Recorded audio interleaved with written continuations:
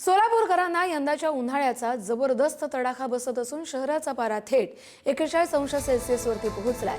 विशेष म्हणजे दिवसासोबतच रात्रीचाही उकाडा वाढलाय।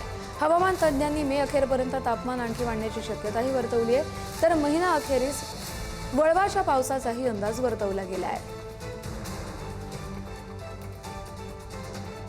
40 पार जे आहे ते उन्हानं गाठलेले आहे। आपण जर बघितलं गेलं तर उन्हाचा तडाखा जो आहे तो मोठ्या प्रमाणात होत असल्याचं चित्र दिसतंय ना।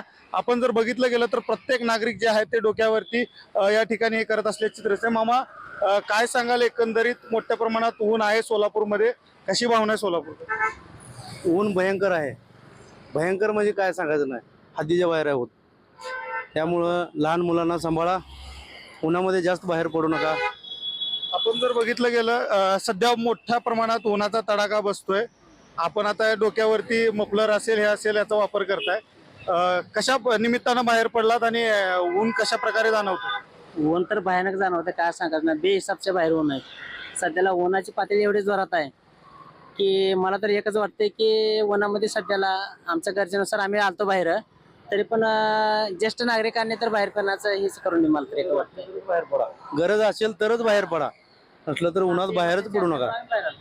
नक्कीच आपण जर बघितलं गेलं तर उन्हाचा तडाखा जो आहे तो सोलापूरकरांना या ठिकाणी जाणवत असल्याचं चित्र असते। प्रत्येक जण टोपी असेल, मफलर असेल, याचा वापर जो आहे तो सोलापूर करत असल्याचं चित्र दिसतंय। एकीकडे सोलापूरकर जे आहेत ते 2 दिवसापूर्वी अवकाळी पाऊस पडल्यानं जे आहे ते सुकावले होते, मात्र आता 2 दिवसानंतर जे आहे ते आपण जर बघितलं गेलं तर सोलापूरमध्ये जे आहे ते साधारणतः 41 अंशावरती जे आहे ते तापमान येऊन पोचलेलं आहे। त्यामुळे सोलापूरकर जे आहेत ते उन्हानं मोठ्या प्रमाणात त्रस्त झाल्याचं चित्र एकंदरीत आपल्याला दिसून येत आहे। अनिकेत गायकवाड, पुढारी न्यूज, सोलापूर।